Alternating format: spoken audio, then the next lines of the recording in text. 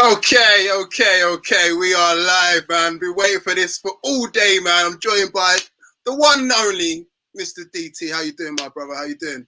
I'm very good. I'm all right. How are you, man? Yeah, I'm all right, man. Obviously, it's lockdown, so we've all got to get through it. But again, I call it halfway stage. We've got 2 more weeks to go. We've already done 2 weeks, so I'm just using these streams just to get to know the people in grassroots, and at the same time, just make sure that everyone's all right. Just check on them, people. You know what I'm saying? So Yeah, definitely. Yeah, no, listen, you've got to check on people in these times at the moment. Times are hard. Some people find lockdown a lot more difficult than others. Some people have had a lot taken away from them, not just football. So, yeah, it's always good to make sure everyone's okay at the moment. No, I fully agree with that. And we've already got a couple of your players in the chat. We've got Jermaine Francis as well, giving us a nice little wave as well. Shout out to you, Jermaine, again. I've seen him play in the flesh. He is a problem, man. But we'll get onto that in a bit. So, again, talking about yourself, like you're in the grassroots football game now. I thought that was not your sort of lane. Obviously, we know you from AFTV, but you're now in grassroots. Yeah. What's going on? Why the change? I got so fed up with watching Arsene Wenger, I thought I could do a better job. You know what I mean? No, do you know what? It started like a few years ago because what happened was Robbie obviously started AFTV FC.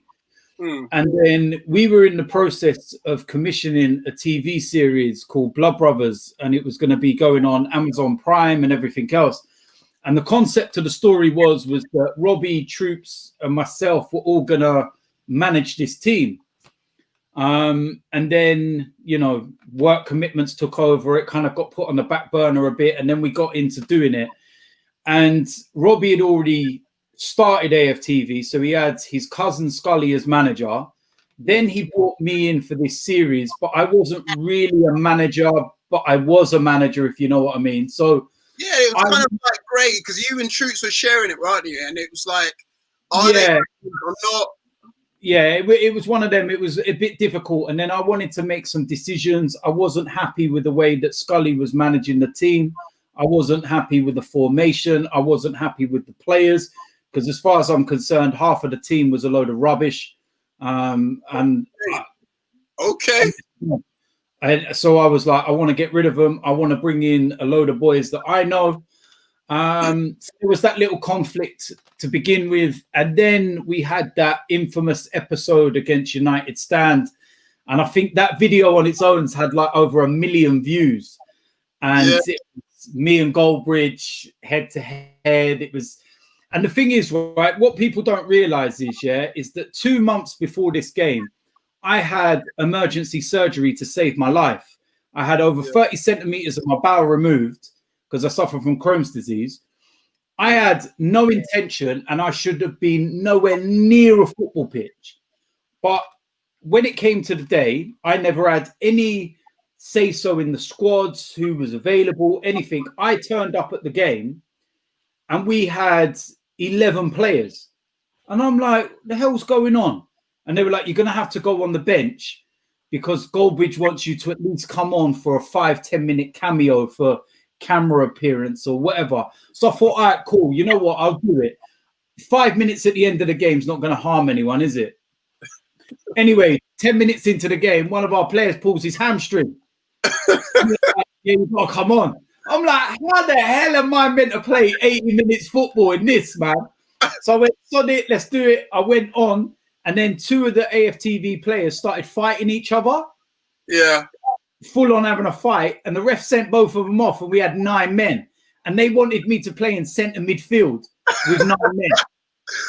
I mean, it was literally what, Key versus Vieira, as they was labeling it, right? Yeah, it was. And the move, I done the Sergio Ramos. I locked his arm and I tried like landing on it, but yeah, it didn't work. And then it all just kind of went off, and then I got sent off, and then it just again got abandoned and everything. And then Robbie sacked me. He sacked me from the team. He was like, I'm sacking you from the team, blah, blah, blah. I kind of got a bit of a a telling off, shall we say. And then the sponsors who like were dealing with everything, they were like, look, we're so far into this series and DT is like a big character. We can't write him out, but how do we keep him involved without like, because Robbie weren't budging. He was like, nah, you're not coming back, blah, blah, blah. So 2 days before the final episode, I turned around and I said, why don't I start my own team for series 2? And I said, and I'll go and take everyone on. And they were like, you know what? Great idea. They were like, but we've got 48 hours to bring this into reality. I had no team, no club badge, no nothing. And then one of the editors threw up a badge and we used the ball for 2 reasons. Because obviously they say like I'm like a bull in a china shop. And also they're not wrong, are they? Yeah. So when the team was created, was the star sign of Taurus, the bull. So there was the concept, and they went, "What are you going to call your team?" And I just went, "DTFC." First thing that come, because we had like 2 days to get this done. So they went, right, run it. And I just thought to myself, this is only going to be for a few games. YouTube, it's cool, do it. They went to Sports Direct because they goes, what color kit do you want? And I went, black. That'll do. Suits my mood. So they went to like Sports Direct, picked up this random black shirt, went to a printer's, had this badge printed onto it. And then we went to this studio. I brought my son down, and because he was the only player I had. Like, do you know what I mean? So I was like, you come with me. He's like, what's going on? I said, don't worry, just come. What I knew in who was going to help me out. We come in, done this whole video, and not even Robbie knew that I was creating on the final episode right at the end. They've done the flicker through the like all the badges of the teams and going into series 2, and then it flickered into this episode part of me saying, you have no idea what you've started. Yeah, this, that, the other. And Robbie like rung me when the episode got aired, and he was like, what the heck? Where did that come from? Like, how did he not know? How did the guy who's pretty much the mastermind of this, like, how did he not know? You know what it was? Because we had such a short time to turn it round in, there was no way that anyone could have like opened their mouth about it. Like there was about 3 of us that knew what was going on. So because the time frame was so small, it never got wind to anyone else. And everyone was there open mouth, like, wow. And then at that point, that's when I was like, you know what? I need to get a team now because I ain't got nothing. So I put a word out. I went to my socials and I said, like, listen, I'm starting a team. Who wants to be involved? I had 1,500 people apply for trials. I had to literally, what I had to do was I had to go through all the emails, and I just had to look through bios, videos, all kinds of things and go, yeah, pick him. And we whittled it down to about 100, something like that. Numbers went down, went to the trials. We had two lots of trials. And then we went through a process where we picked everything. And then we come up with the very first DTFC team. And, you know, within the space of 3 days of picking the team, we had no training sessions. We had no real anything to know what we were about. The producers turned around and said, you've got a pre-season friendly. I was like, what? I was like, we've literally just got our kit. I ain't even ironed it. I said, I don't even know what's going on. Do you know what I mean? So we then had to go up against a team called Finesse. Oh, Finesse. Yeah, shout out to Finesse. Yeah. Leading up to the game, all I got was their players just running their mouth about how they're gonna be like the team that deal with DT from the first minute, and they're gonna do this, the other, blah, blah, blah, blah, blah. And I was like, all right, cool, we'll see what happens, innit? They went 1-0 up. They were going mad. That was my first real sign of YouTube football where I was like, this is mad.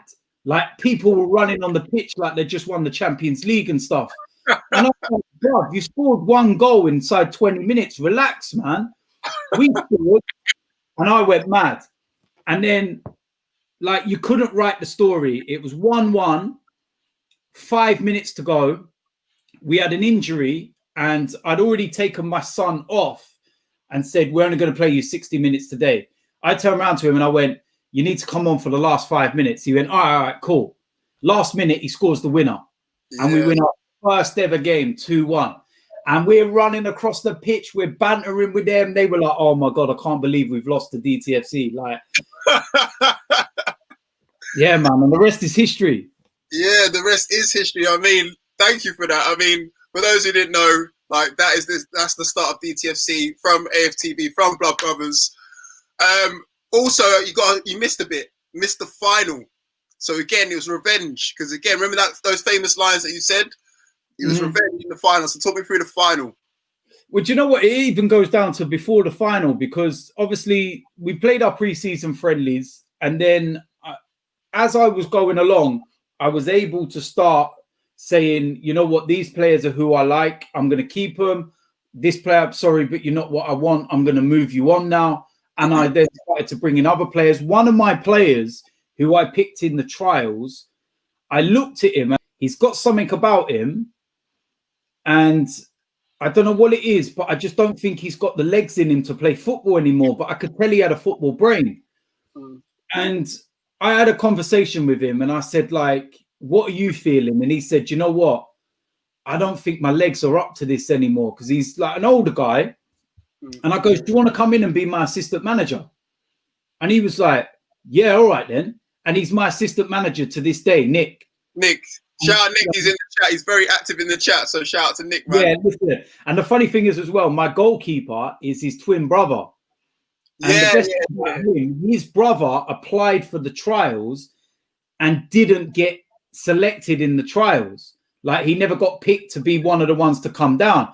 And he said to me, he goes, I know you're still looking for a keeper. I've got my brother's a keeper. And I was like, yeah, all right then, all right. He goes, he's played for England schools, Crystal Palace, Tottenham, Arsenal. I was like, yeah, all right, mate, all right. He came down, and within 10 minutes of watching him, I was like, wow. I was like, sign him up now. Sign him up now. And he's my goalkeeper now. He's still my goalkeeper now. He's ledge. But so that was how I first started to try and like build what we were doing. And then we got into the Blood Brothers series.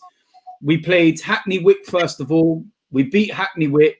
Then we played GRM, who were known as Lopez Tavares at the time, but they're now called Newham Athletic in step 6 of non-league. Beat them 5-1. Then we come up against United Stand. That was the first real grudge match. And that was basically Rance's team that you see in the Replay Me League now. 90% of that team is the team that played against me then. Slapped them 7-0. And then we then get to the final with AFTV. There was a lot of talk, and we handed them a new one, 5-1. You thoroughly enjoyed that, didn't you? You know the best thing, you know the best thing, yeah? And it's the only thing that I regret is that Robbie wasn't there. And I noticed that. Why wasn't he not there? Yeah, you know what it was, right? We were struggling to find a date to fit the final in around Arsenal games and everything else. So we agreed on this date, and then at the last minute, Robbie turned around and went, "Oh no, I'm booked in to go to a bar mitzvah, and they've like asked me to go there, and like us from AFTV and everything else, because the young boy whose bar mitzvah it was, they were like big fans of AFTV and stuff." And I goes, "Well, look, you're gonna have to tell them thanks, but no thanks from me. I'm not going." And he was like, "Okay, cool." He goes, "I'll tell you what." He goes, "I'm going to go there, show my face for a couple of hours, and then I'm going to come." Now, the story is that during the first half, Robbie rung up to ask what the score was, found out they were getting slapped, and just stayed at the bar mitzvah. Oh, no, Robbie, no. So he just no-showed. He didn't back his team. He just no-showed. Nah, no show. And then he'd never answered the phone to me for about 3-4 days. Did you make him do some sort of challenge or something like that? Or you definitely winding him up because you obviously did a podcast afterwards, didn't you? Yeah, we done a podcast and I bought the trophy in for him. That was it. All guys made a podcast. Yeah. And I showed it. I was like, go on, touch it. Because it's the only time you're ever going to touch it. Go on. I'll let you touch it. It's nice, isn't it? And I told him, I said to him from the very beginning, I said, what did I tell you from the very beginning? I was going to win this tournament. I knew how good my team was, and I knew there was no other team that was going to beat me.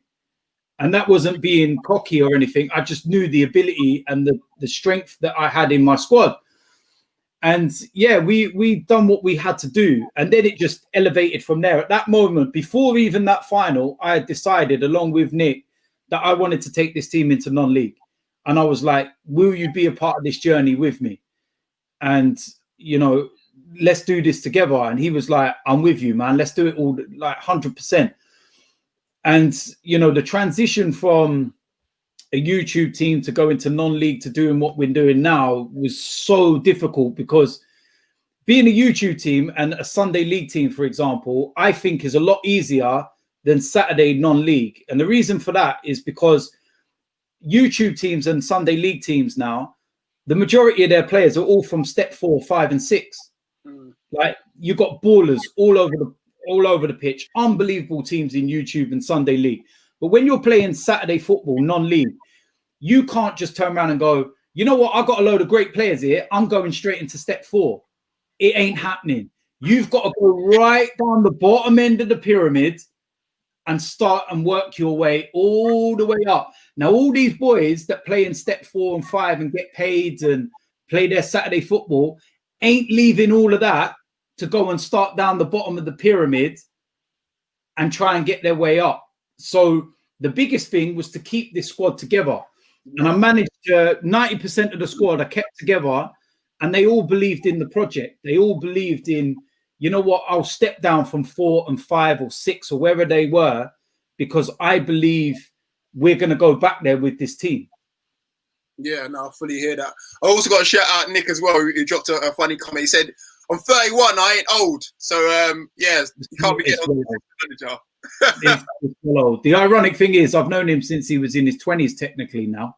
So, Agent Nick, he always does that, because you know what it is, yeah? The funniest thing is, like, half of the team is what he brought in and half of the team is what I brought in. Yeah. And between the two of us, like, the chemistry between the two sets of players that never have met each other, you would have thought they've been playing together for years, man. Oh, man. I mean, look, we're going to get into your team now as well. We're going to show a couple of the goals, because you've got some absolute ballers. I've witnessed some of them myself. We're going to start off with Jermaine. We're going to show his first goal for DTFC. DT with an opportunity to counter-attack here. Ah, that's lovely by Kaz. Jermaine's in. He's in for his 4th. Can he bury it? Number 4. And he does. It's 10-0. It's 4 goals to Jermaine. By the way, how the hell are you beating teams 10-0? 10-0? No, it was 11-0. That was just the 10th goal. Yeah, that was our first game of the season in the league. Wow. I mean, that's cricket scores, man. Yeah, well, the thing is, do you know what? Right, when we went into this league, like, obviously we knew that we were going to be a target initially, because it's like a big scalp. Everyone knows who I am. They know who my team is. And we were like, these are seasoned teams. Now, I had a look at this team before we played them. Now, last season, before lockdown, they'd conceded 21 goals in all competition. So I was like, you know what? They're not a bad team in defence, but it looked for me, from what I could see from the outside in, that their issue was scoring goals. They hadn't scored a lot of goals. So I thought, yeah, don't score many goals, but also don't concede. They're one of those teams that might lose by the odd goal. They literally couldn't handle what we threw at them. We were just bombarding them. I think it was 3-0 in the first 10 minutes. And they were looking at each other and they were like, what the hell is going on? And it just kept going and going and going. And I think it was 6-0 at half time. And then normally teams take their foot off the gas. But I was like, if I see any of you take your feet off the gas, you're coming off. I'm not having none of it. So go out and go and make this a statement to the rest of the league. And they went out and they made a statement to the rest of the league. Big time. Tell me about it. I mean, look, Jermaine's one of the players that I look at and think that he could go even higher. Hopefully with you guys, but again, if not, so be it. But Another player that I think can go very, very high is Jake as well, and here's his first goal as well. They're in. Jake's running through, puts it onto his left peg, he shoots. Oh, look at that, straight away, it's 7-0. He gets his hat-trick. Man of the match performance from Jake. Yeah, man. There you go. Hat-trick from Jake as well. That was the same game, I take it, right? Yeah, that was the same game. Jake's been here since game one. Game one. That's my boy from Luton. He's like, yeah, so he lives around the corner from me. He was one of the boys that I wanted to bring in from the beginning. Has played in the same team as my son, Sunday League in Luton and everything else. And yeah, he's an unbelievable player, man. He's really, really like highly thought of within the team. Do you know what I mean? All the boys love him, and he's just carried on, man. He's already into double figures this season. He's just Jake's Jake, man. Jake gives you an 8 or 9 out of 10 every single game without fail, unless someone's like hacking him down. He's probably him and Jermaine are probably the most foul players in my team. I'm not surprised. I'm really not surprised. The fact that they've got pace to burn, and again, they're skillful as hell. Like when I seen him, he played in a pre-season friendly at against Stillman FC. Yeah. And the way that Jake was just cutting in off the right, just I think he bagged one at least. Jermaine got in that game as well. Yeah. Them two were a problem. I mean, the rest of your team was a problem as well, but those two in particular stood out as well. But you mentioned your son also who plays for this team as well. He's actually in the chat as well. So shout out to Kieran. And here's one of his goals against Chigwell.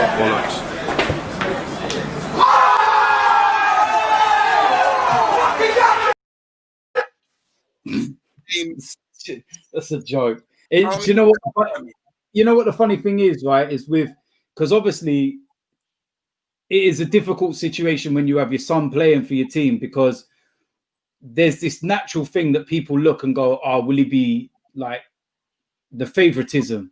Like, is he going to get in the team because he's his boy or this and that?"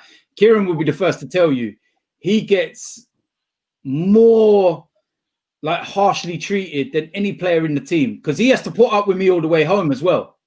You know what I mean? So if he's had a bad game, he's getting it all the way home. Do you know what I mean? And it's like, at the end of the day, he's another boy that I haven't had to look at and go, all right, I need to justify why he's in the team. His performances have justified why he's in the team. He was the top goal scorer in the whole of the Blood Brothers tournament.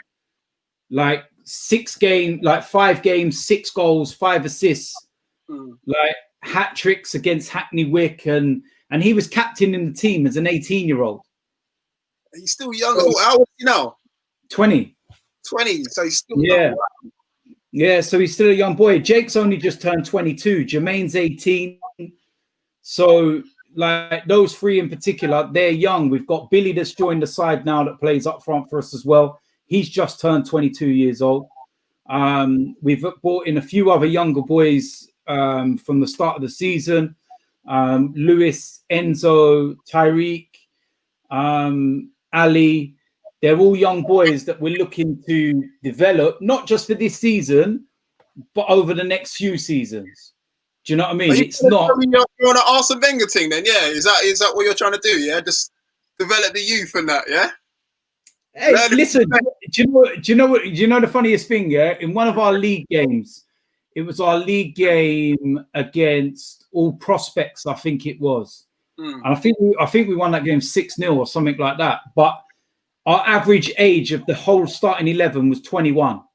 Wow. 21? Yeah. So I was really proud of that as well, because I was like, wow, it was, we had a couple of injuries, a couple of the experienced boys were missing. And it was an opportunity for the young boys that had been on the bench and waiting for an opportunity to get that moment and say, yeah, I'll show you what I can do. And to see that actually, in front of your eyes, just kind of like everything you put into training come out in front of like what you've done is a nice feeling. And there's so many things behind the scenes. There's so many people that people might not realize. And it's, it's not just me and Nick, but before this season, we brought in a third coach. in Faddy, who come along before the Blood Brothers final, and he's like a UEFA B coach. Runs Jack Wilshere's Elite Academy. He's like so knowledgeable in terms of the game, and it was like me and Nick were like, right, we've got us to where we are now. Now we need to bring something to take all of us to another level even further.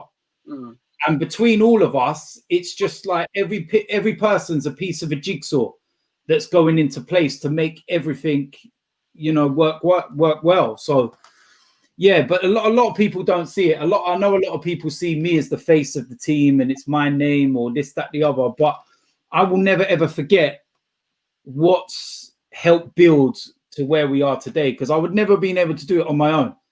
No, so I've got so much time and so much love and respect for the people that do things, and even the players that give their time to come on a Wednesday. I've got one player that travels from Croydon every single game. Croydon Athletics. Every single Wednesday he turns up at Harlow. Every Saturday he's there for the matches. This is a guy that stepped down from Step 4 football to play for us because he wants to be part of this journey. Wow. So, and people like that, we've got young lads like Jermaine, Tyreek, Enzo. They all travel in from various parts of London into Harlow on a Wednesday night via train.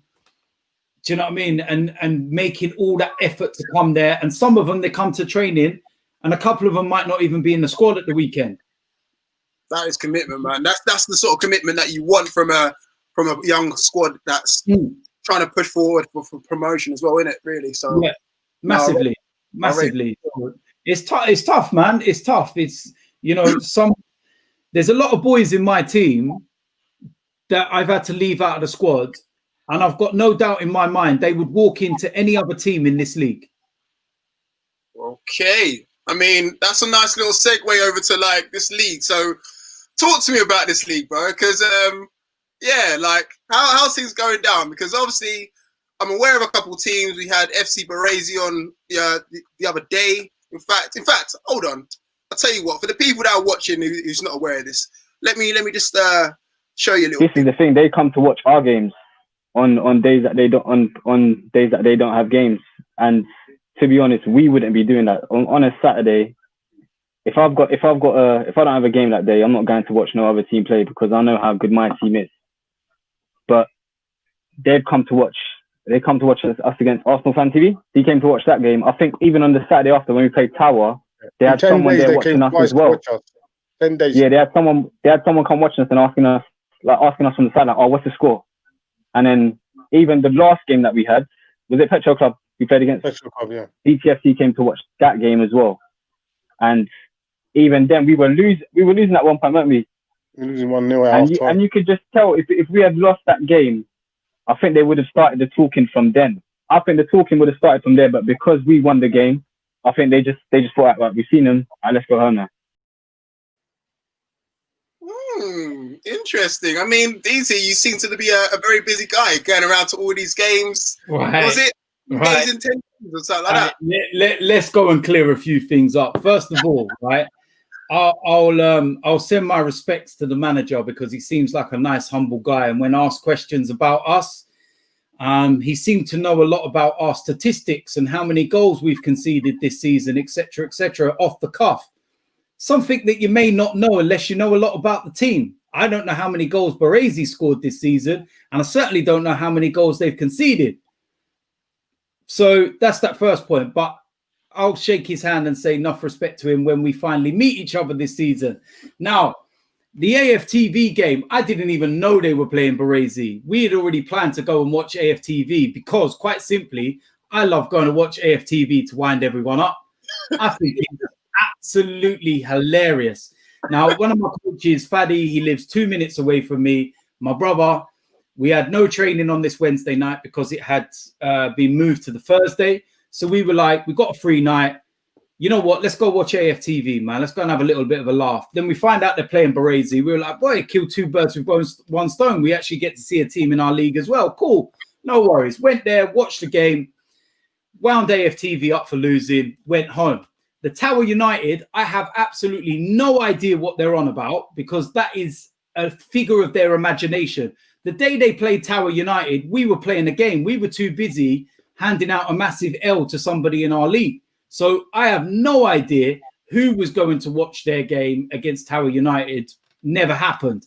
Then we come to the game where they played Petra Cup.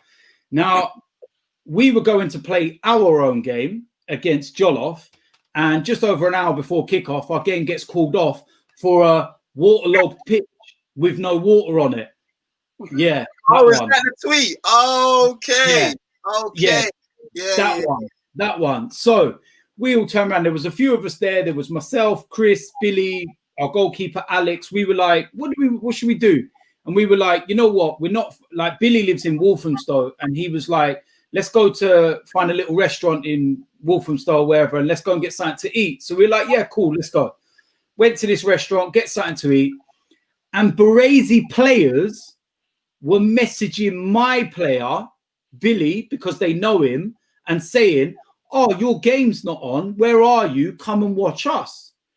So Billy turned around to me and goes, you know what? Baresi's home ground is my old school, and it's literally round the corner. Should we go and watch? So I was like, you know what? We've had our game cancelled. Let's just go and watch a little game of football.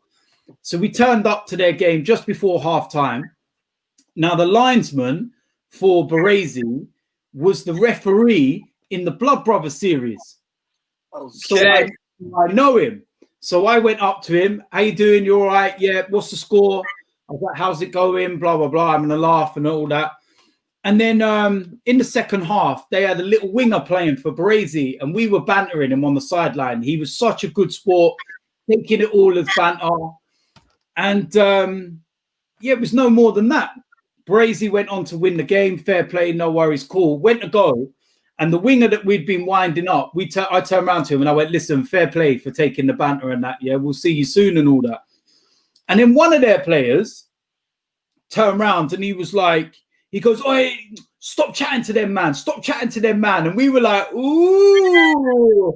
Do you know what I mean? Just like thinking, all right, mate. And he turned around and he went, where are you in the league? Yeah, what are you saying? Where are you in the league? And we were like, bruv, you've played 2 more games than us. There's nothing we can do about you being above us because you've played 2 more games. We win our 2 games in hand. We're above you.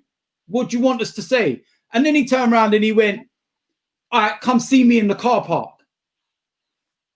We were like, what? Come see me in the car park. So one of my players, Chris, turned around to him and he went, excuse me, and called him by his number. And he was like, can I just ask you a question, please? And he was like, yeah, what? And he goes, which car park? There's 2 over there. You know what I mean? Oh, man.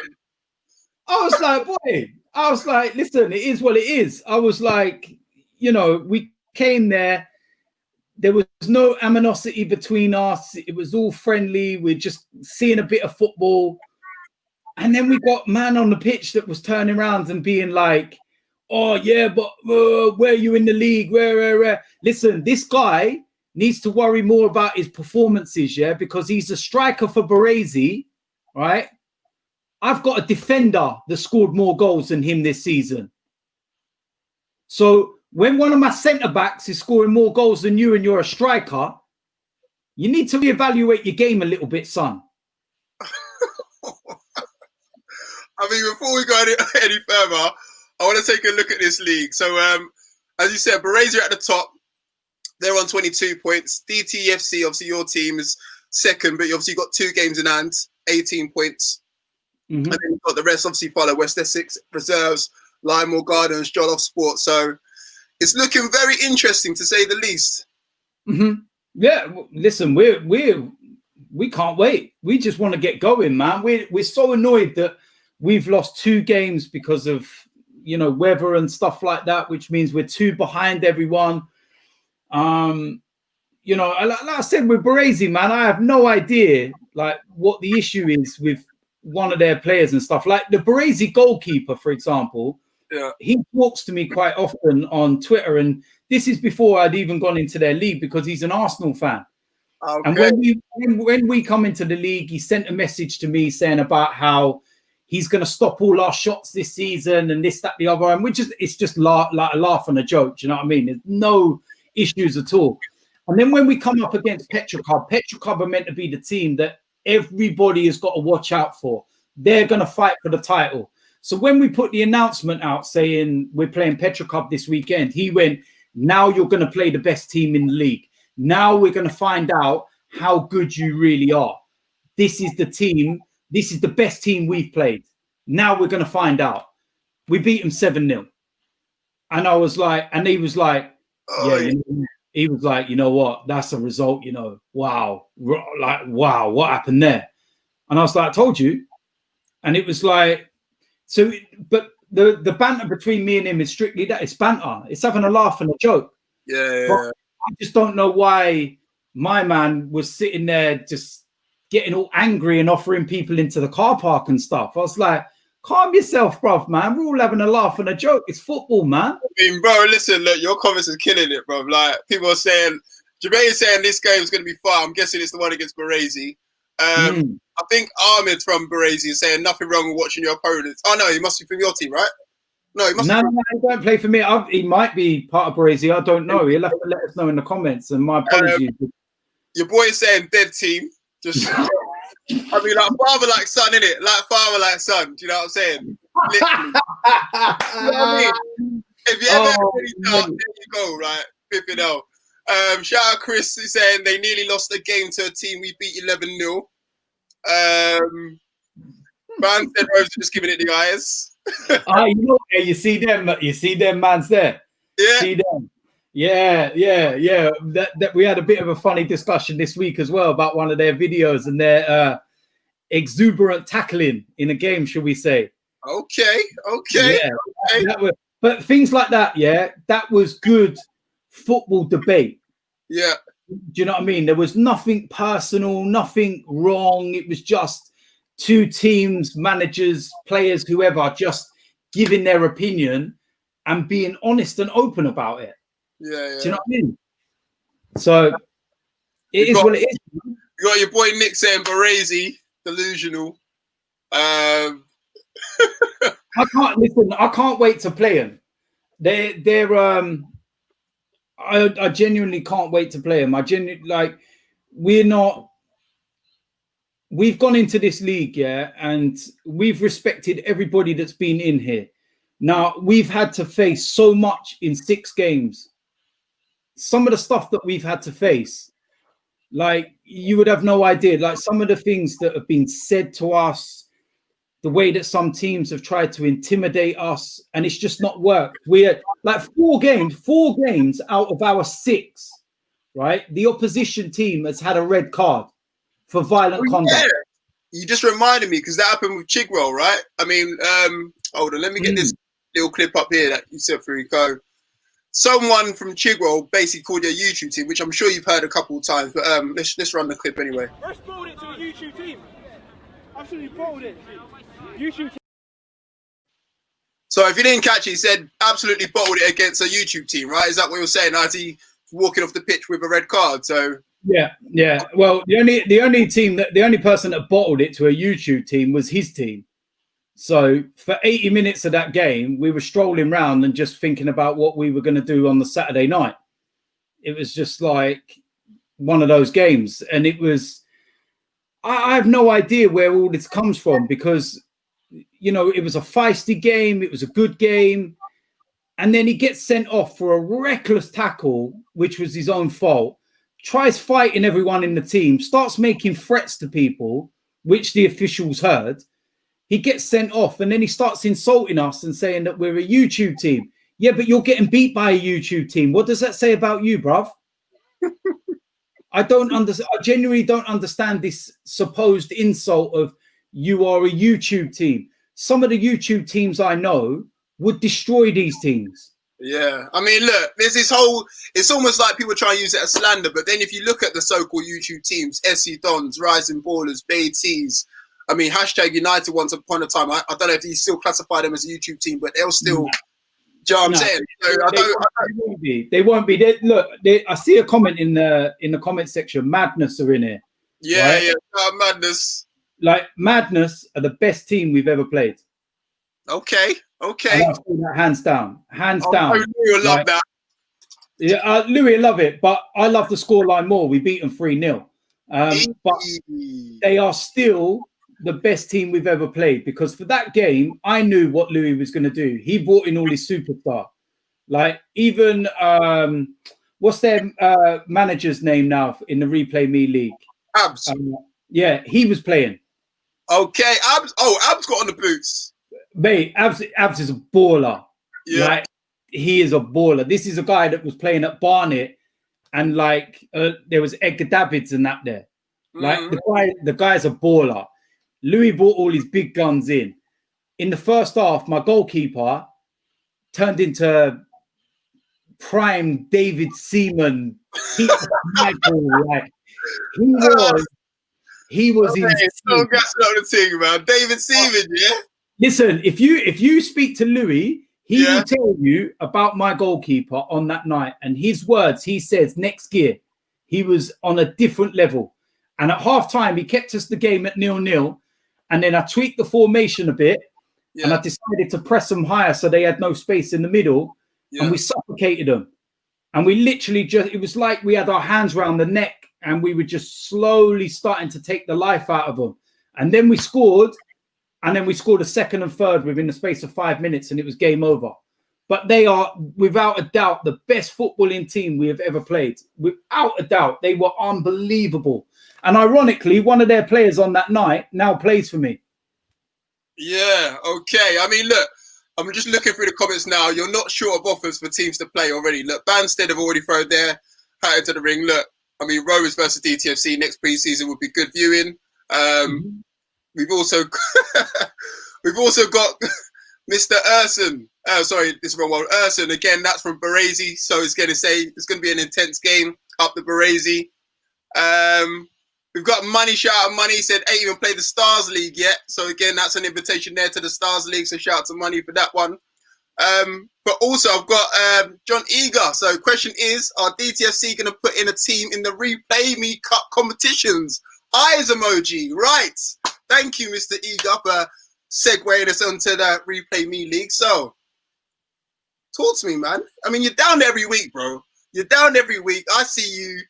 What, you're on another scouting mission, yeah? Look, listen, I'll get into that in a minute. But at the end of the day, the reason why I didn't enter the Replay Me League is because I wanted to give everyone else a chance to win it. So, sorry. Hey, look, you know the funny thing. You need evidence to back your claim, don't you? So listen, I saw the evidence this morning. What was the evidence again? What was the stats? Well, we were in the Replay Me. We were in the league last year in the Replay Me League. We played 12 games, won 11, drew 1. Before COVID, look, there was no one catching us. We were winning that league. That's fine. But 5 out of the current 8 sides, we had already played, and we won all 5, all of them. So who were they? Just name. Right, we beat Madness 3-0. Turkish's team we've played 3 times and won 3. Okay. And there's AFTV, we've beaten them. Rance's team, we've beaten them. And Infernos, we beat Infernos 3-0. Okay. So there's the 5 teams. We played 5 teams. Now, will we go into the competition? I can't divulge that.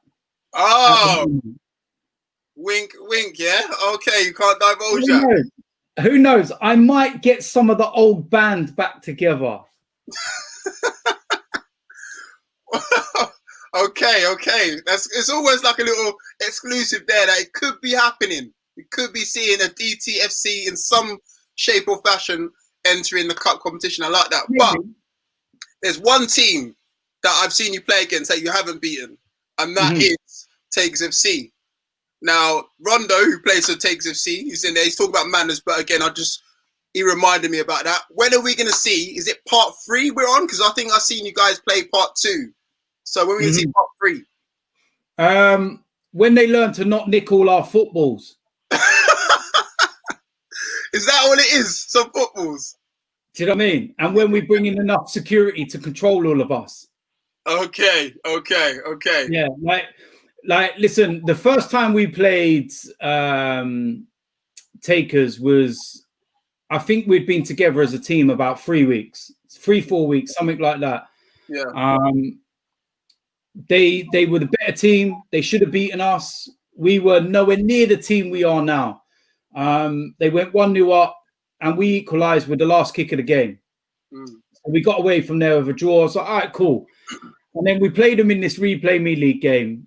And the only thing that annoyed me is that I was missing 3 of my main players through injury. And I said, if I had my 3 main players, they wouldn't stood a chance with us. But we were like, okay, cool, let's play the game. The first 45 minutes was one of the most intense, fastest games I've ever witnessed. Like, it was 100 miles an hour. Like, I don't even know how the referee kept up with play. And it was the turning point in the game for me for that was we had a shot in the first half going in. One of the Takers players saved it on the line with his hand, and the referee missed it. Now, what was the goalkeeper? No, it wasn't the goalkeeper. It was a player. Oh, okay. If the referee would have seen it, because it was from a corner, I think. So there was like load of bodies in the box. If the referee would have seen it, it's a penalty and a red card, straight, done. So it was 2 and a throw in, and then Taker scored, went 1-0 up. And a lot of my players at half time were like, they're blowing already. They're like, because they put so much into that first 45. So I turned around and I said, let me watch for the first 5 minutes of this second half. I want to see something. And Rondo normally plays up front. He dropped back into midfield. They basically played with no striker and played with like a false 9.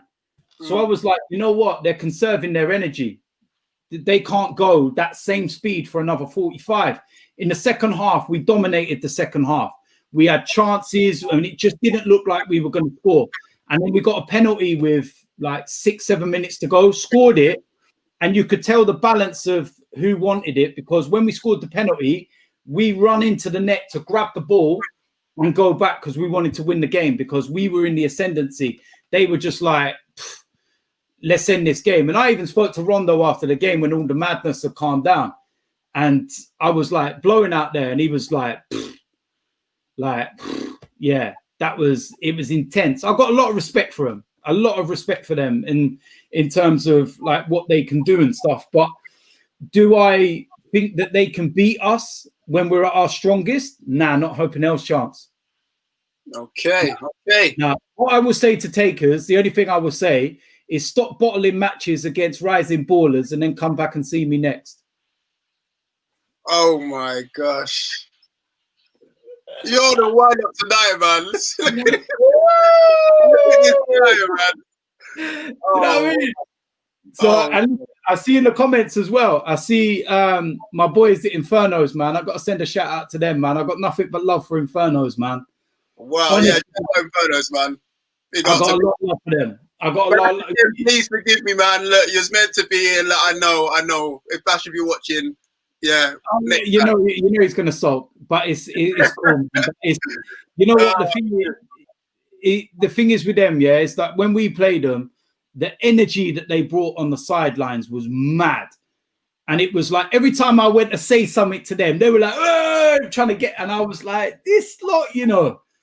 And then obviously we won the game 3-0, and it was a case of like our experience and like the fact that we played together for such a long time is what shone through.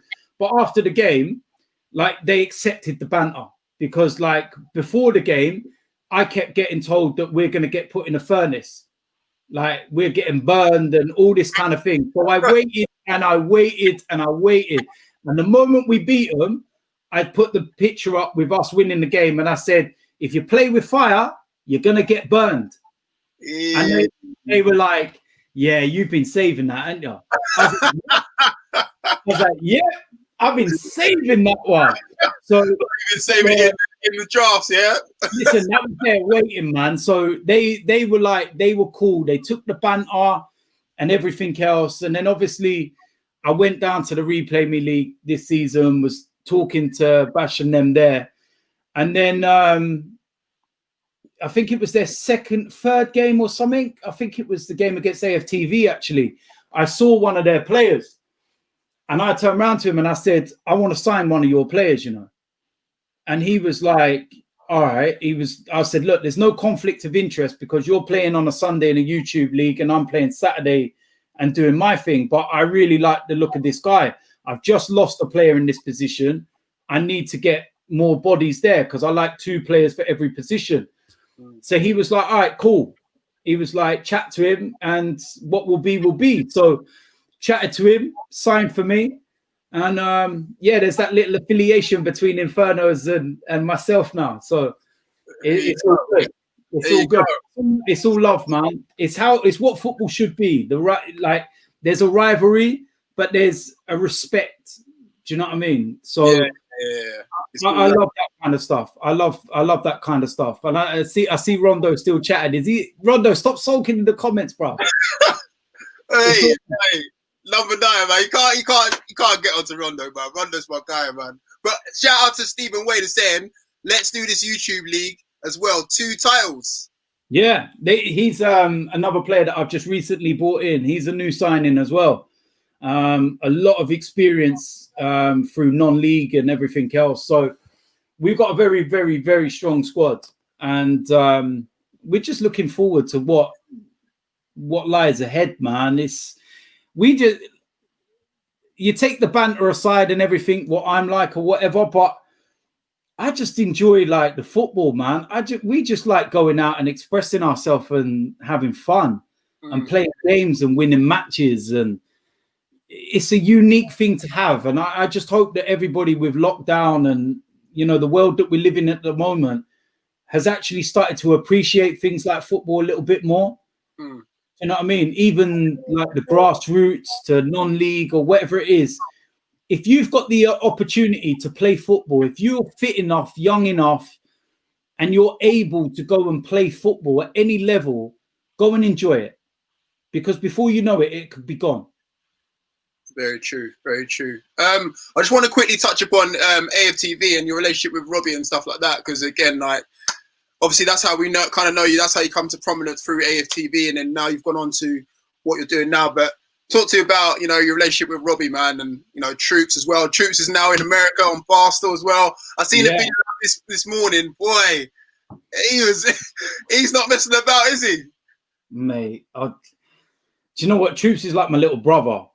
And it's like, it's not even worth me like trying to say to him, calm down a bit, or I just leave him to do whatever he's doing, man.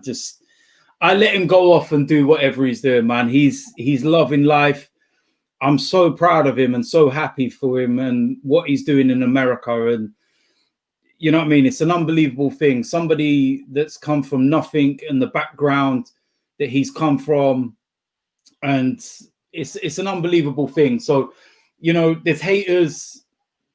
It is what it is. But what you can't hate is what he's doing for his, you know, for his future and for his family.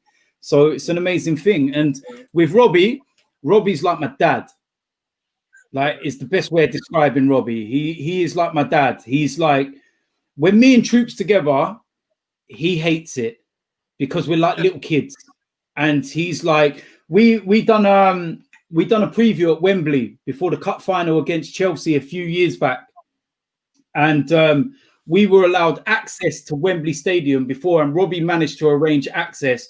We were pitch side about 3-4 days before the final.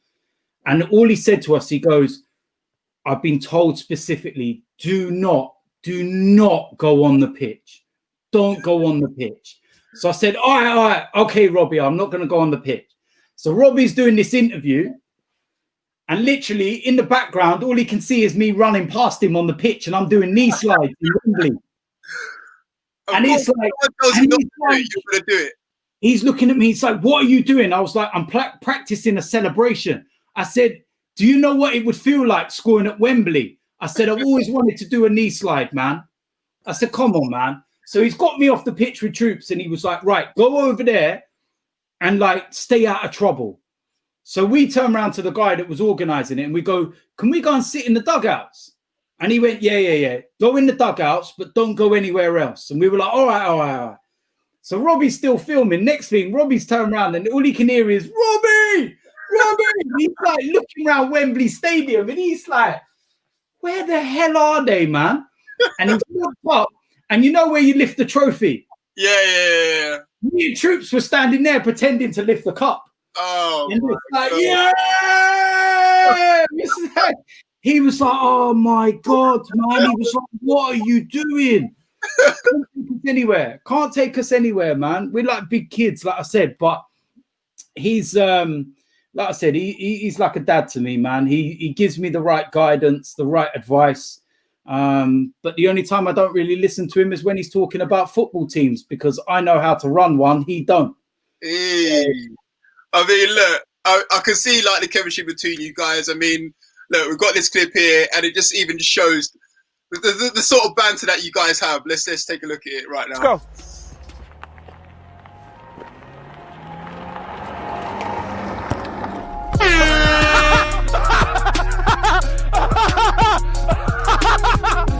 Yes! Funny! And you got him on the head. Straight on the head!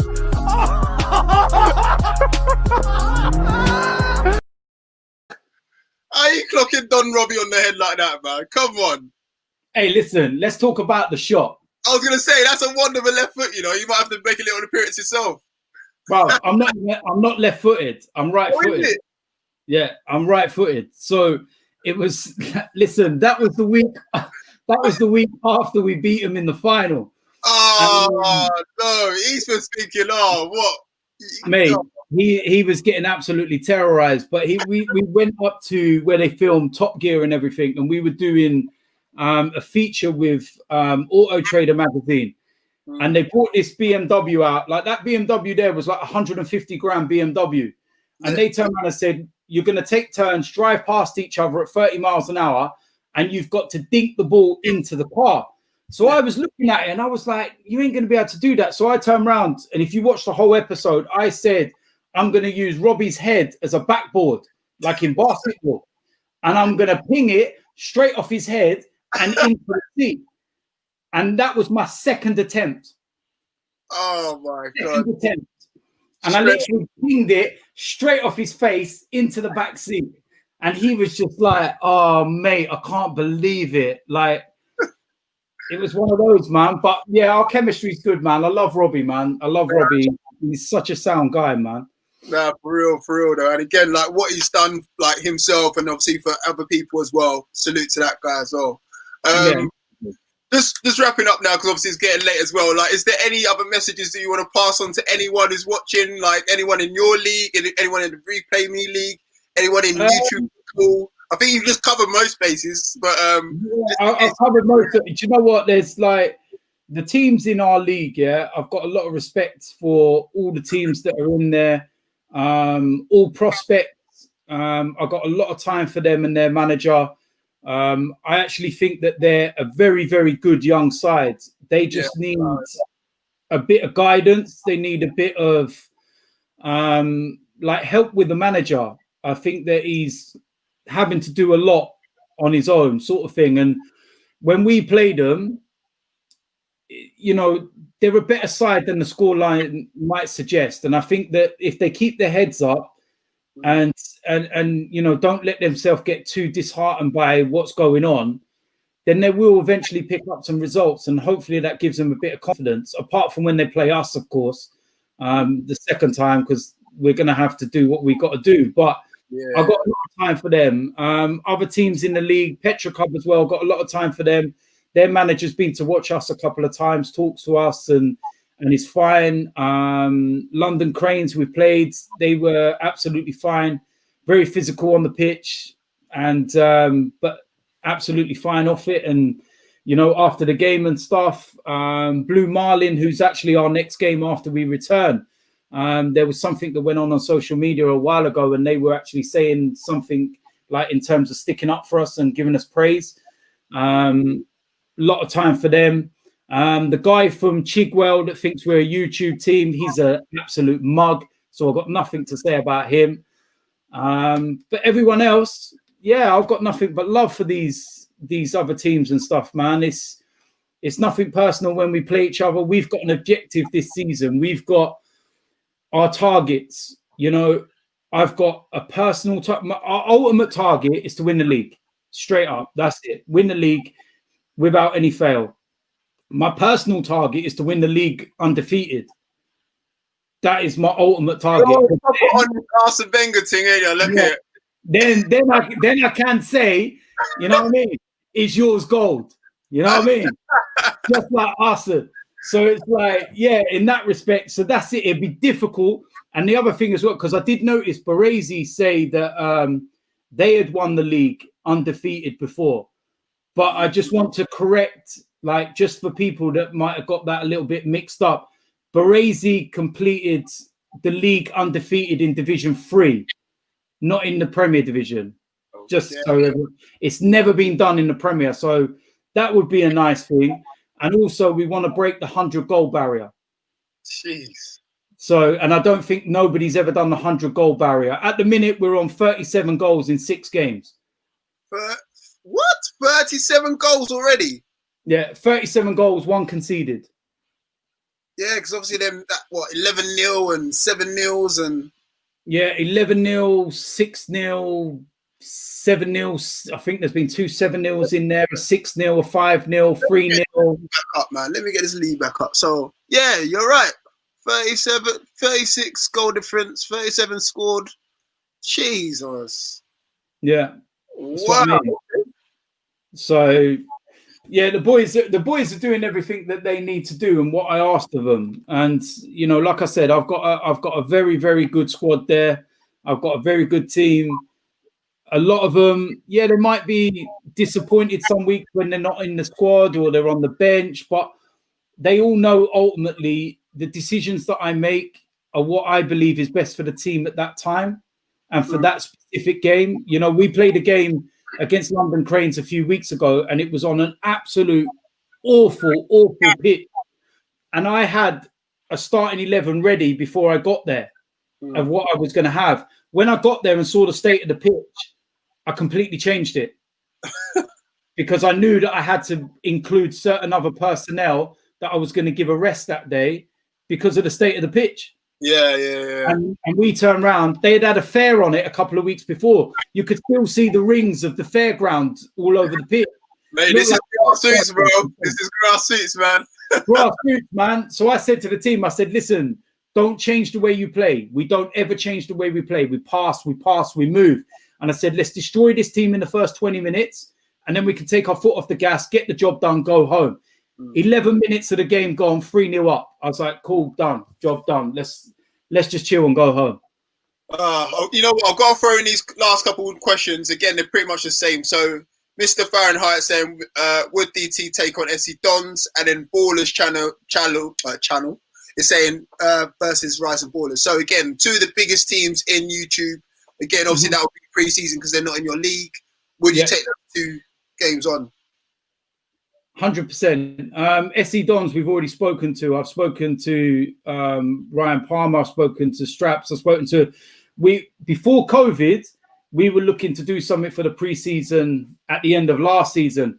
But what we said with SC Dons, we turned around and said very clearly that we don't want to just rush a game and go, yeah, let's play for whatever reason. Let's make it a real big game where fans can come, we can get a few thousand in a stadium, and we have a proper game against each other. Our best teams, no excuses, no nothing. So that's already there and something that we all want to do. But we're going to wait until COVID finally disappears and we can have unlimited fans back in the stadium and stuff. So SC Dons will happen. Yeah. Rising Ballers, I've got so much time for what they do and what they're achieving for grassroots football, for youngsters and everything else. And one of their players, Tayshawn, used to play for AFTV. Yeah. Shout out Tayshawn, my guy. Yeah. So, they're a serious team. And again, we would play Rising Ballers in pre-season as well. We're not scared of any team. We'll play any team, any place, anywhere. Bring it on. It is what it is. Do you know what I mean? So It is what it is. And with the Replay Me League, also, I want to say with the Replay Me League, shout out to all the teams in there as well. Yeah. Make sure the checks are in the post, because me not being in the league means that you've got an opportunity to win it. So you make sure you pay me.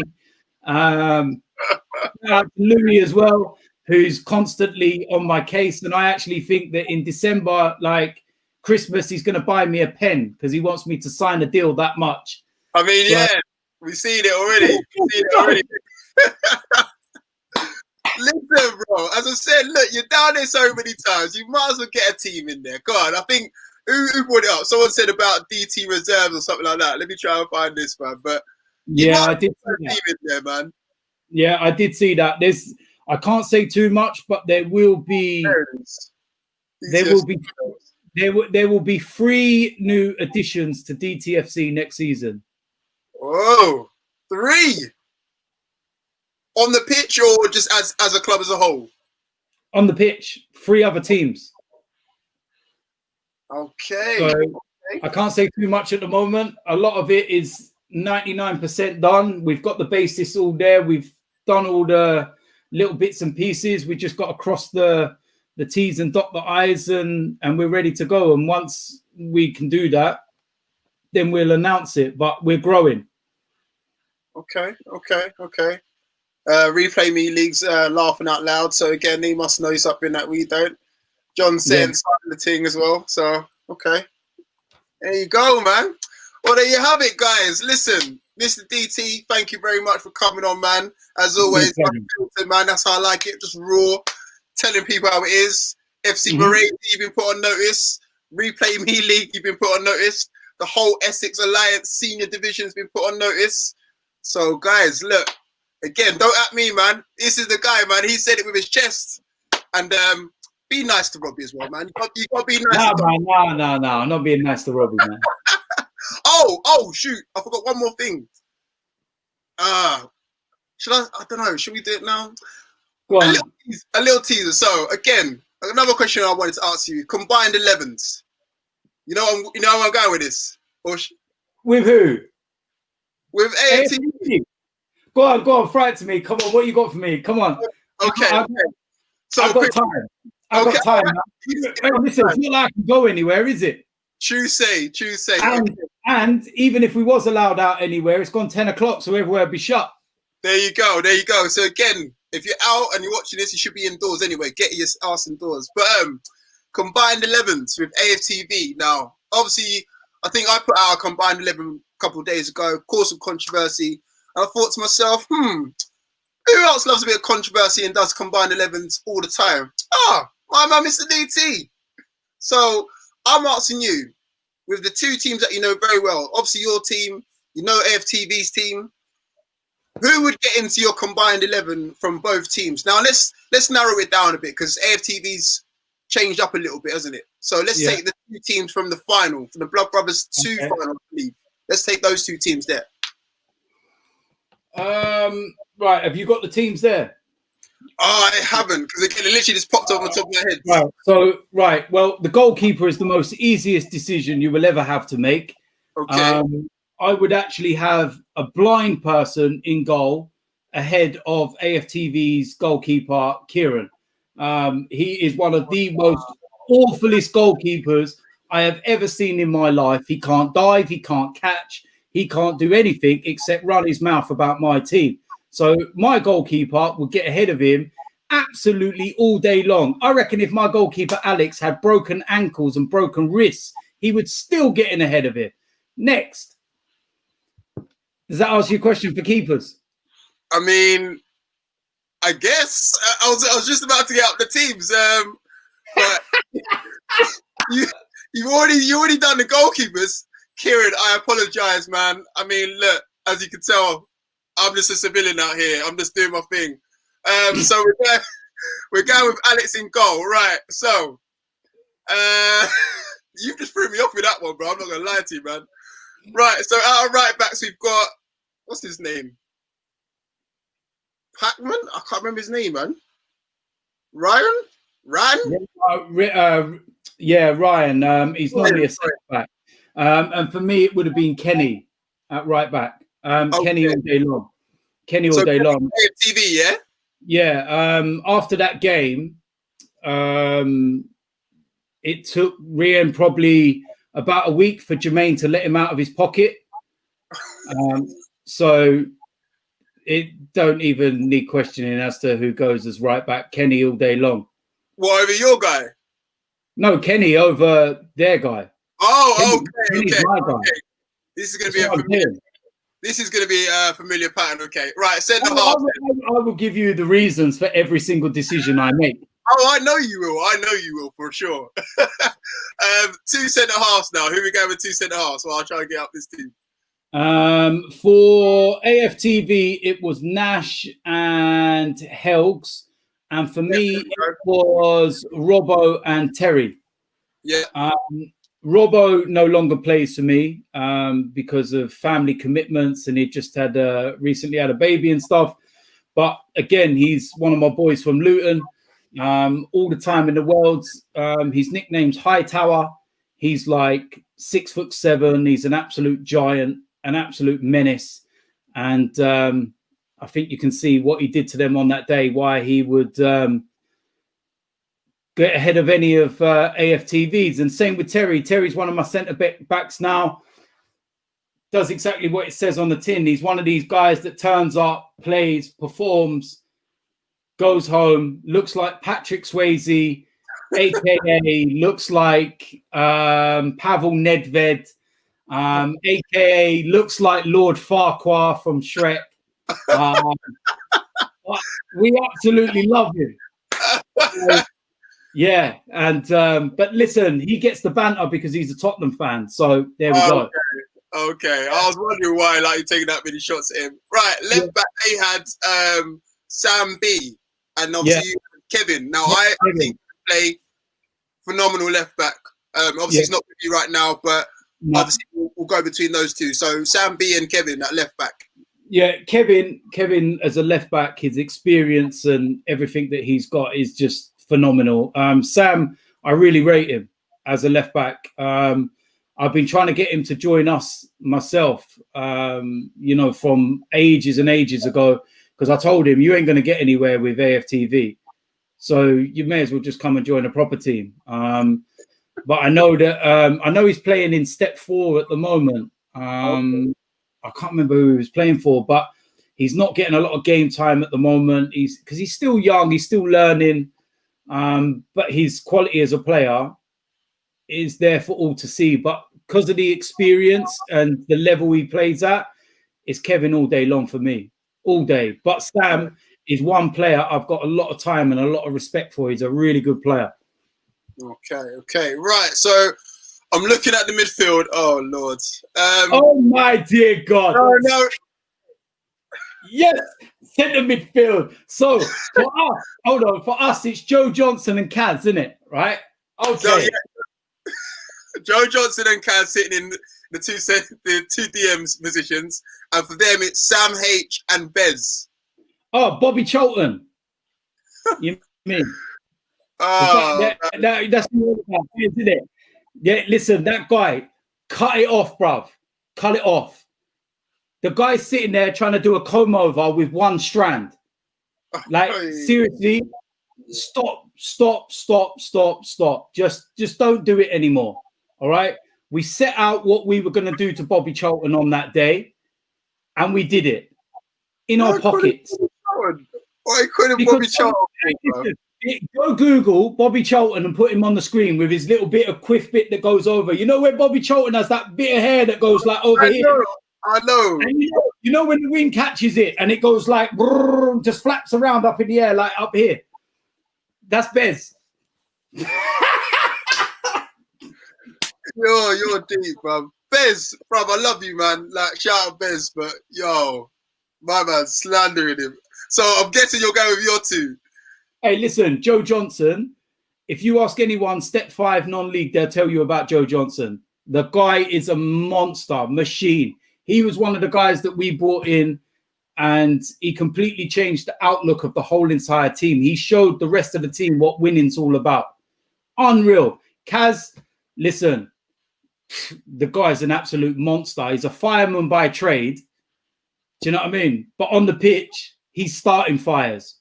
Might be cliche, but it's done. Boom. All day long. Bobby Charlton ain't getting in my team. I would rather have the Bobby Charlton at his age now than that Bobby Charlton. Get in the bin. Get in the bin where you belong, man. Right. I mean, I pretty much know how this is going to go in the next bit, but I'm just going to read it out anyway. So, right mid. No, before I say anything, be nice, because I know some of these people as well. Be nice. Yeah, I'll be nice. Don't worry. Okay. So, right mid was Broads. Left mid was Kane. And then in the middle was Carlito. And then obviously for you, Jermaine on the left, Jake on the right, and then your son, your boy, in the middle. Yeah, right. So if we start on the right-hand side, now I've got a lot of time for Broads. I told him if he wants to develop as a footballer, come and join us. And within the space of 4 or 5 weeks, I'll get him scoring goals again, because he was a striker in the Blood Brothers tournament that didn't score a single goal. And I could tell that he was very low on confidence. He doesn't get used properly, and it affected his game. But if you're going to try and compare Broads and Jake, that's like trying to compare a Lamborghini with a Fiat Panda. It's like, it just isn't going to happen. You've got one that's just got an unbelievable engine that's purring, and then you've got in one that's just spluttering down the road and struggling, and you may as well get the bus. Not even happening. Jake goes on that right-hand side. Love you though, Broads. On the left-hand side, I don't even know. On the left-hand side, I don't even know who Kane is. I thought Kane was a wrestler. I honestly don't even know who the guy is. Right? Jermaine, listen, the guy couldn't even lace Jermaine's boots if he was wearing Adidas without laces. Don't get near him. Absolutely no chance. And in the centre, it's not even because like my son, he could be adopted, and I would still pick Kieran ahead of anything that AFTV have got in that role. Who did they put in number 10 that day? He didn't even wear number 10. He doesn't even deserve to be number 10. I don't think he even got in the number 10 position. The closest he got to the trophy was when he walked past it on his way home. Absolutely no chance. Right. Yeah. And that leaves the striker. And then the striker, I don't even know if it's worth saying because I know how it's going to go. Curtis, obviously AFTV regular as well, is the striker for them. And then obviously for you, it's Ayrton. Oh, mate. Now, firstly, I love Curtis. Curtis, I got a lot of time for. He lives around the corner from me as well. All the time in the world. But Ayrton is on a different scale, different level. That guy is he's like playing step 4 now. He is unreal. That's the guy that done the chip on Kieran and was like, how much sauce do you want on them chips, bruv? Do you know what I mean? Bing, off you go, get in the bin. Ayrton is different gravy. I think even if you asked Curtis, yourself or Ayrton up front, he would pick Ayrton. Ayrton is just on a different level. Absolutely different level. So there we go. That's my 1 to 11. DTFC and AFTV. Oh my God. So just to clarify, the 1 to 11, I'm not even going to read through it because I know what it is. It's all of DTFC's team, basically. Like, not one makes it. The only debatable one was maybe Sam. Or close. That was it. Yeah, like I said, I've got a lot of time for Sam. I've got a lot of time for Curtis. I actually got a lot of time for Broads. I get on really well with him. But that's it. What more can I actually do? Like, if any of them want to come and play for my reserve team, then they're more than welcome. Oh, dear. Maurice, you set yourself up with this question. Look, I just wanted to know, man. Combined 11s. I mean, look, who doesn't love a nice combined 11? But usually they're a bit balanced. I mean, that was like that way.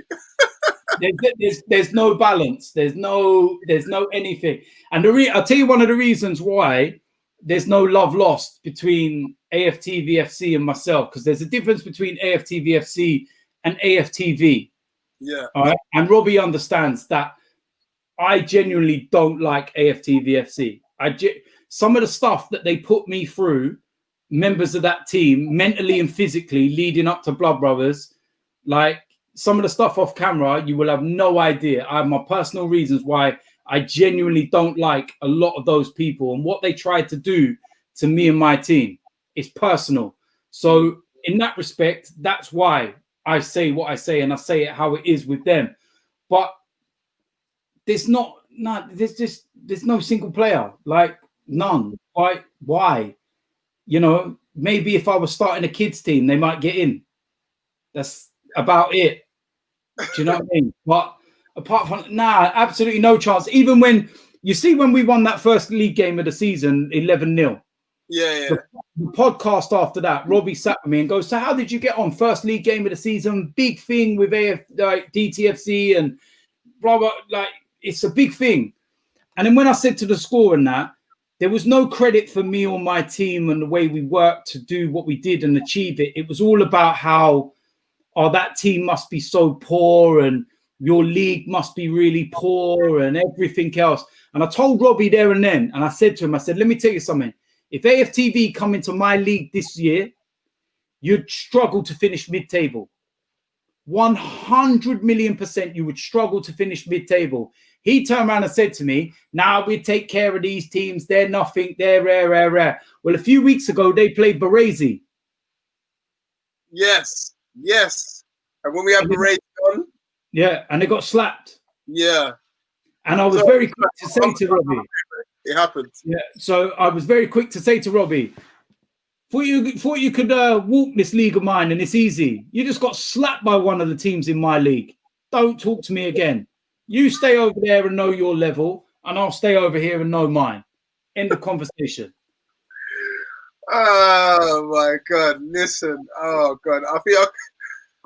You just made my lockdown, man. You made my lockdown a lot brighter, man. I mean, listen, it wasn't against me. I apologize in advance to anyone. Please don't take any offense from what DT said. Don't apologize, man. Don't worry about that.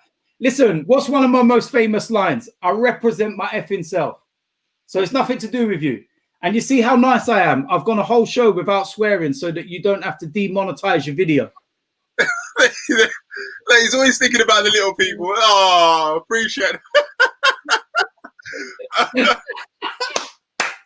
I appreciate it. No, I love for that, man. Hey, we definitely need to do this again because I think this is therapeutic for both of us, man. Just to hear, some reality, man. It's nice, and I've already had my phone pinging off, so I'm sure I'm going to get some replies back. So I'm sure you'll have a lot more to come back with as well. So yeah, don't worry, I'll have plenty more, and you're more than welcome to come down and watch some of our games once the league starts again. Oh, come down and watch. Listen, when we play Baresi, come down and watch. I'm coming. I'm coming, man. I need to see this. Hey, whose side you on? Boy, you can't do that to me, man. You can't do that. I'm just the middleman, man. I'm just like football, man. You're the wind-up, man. Look at you, man. Oh, I love it, man. Seriously, but yeah, shout out to you, bro. Entertaining as always, man. I can't believe it's been an hour and 20 minutes we're going for. It just flew by, seriously. But yeah, shout out to everyone in the comments. I think you all enjoyed it. Nick saying great show, boys. Mr. Fahrenheit saying AFTV holding corn. Johnny, there we go. John Eager saying, what's DTFC's record against AFTFC? I don't think you want to know that. There you go. That slap represented by the looks of it. Yeah, thank you guys for watching and listening, and yeah, we'll see you guys all soon. Take care of yourself.